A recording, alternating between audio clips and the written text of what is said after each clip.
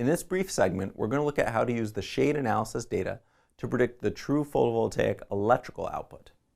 In the last segment, our shade analysis calculated that 9.2% of the solar insolation would be lost per year due to shade. While 37% of the insolation was lost due to shade in December alone, that month has a relatively small amount of total annual insolation.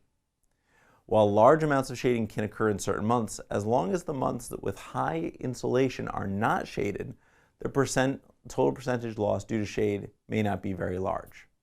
So if we look at a PV watts analysis for our location in Syracuse, New York, a large portion of the solar insolation comes in the months of June, July, and August, and it's at a minimum in December and January. Once we have the total loss due to shading for those months, the next step is to multiply the percentage lost by the total installation given by the PV watts calculation. In this example, the system that we've designed is projected to produce 4,941 kilowatt hours of electricity per year.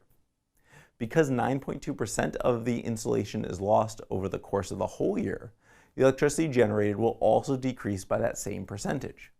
This results in a projected electrical generation of 4,486 kilowatt hours per year. Now, this is an annual calculation, but there are times that we might want to do a shading and insolation reduction analysis by month. This would be the case for a site that would only use solar during part of the year, such as a cabin or a site that has partial usage and you're living off-grid and using batteries as an electrical storage source.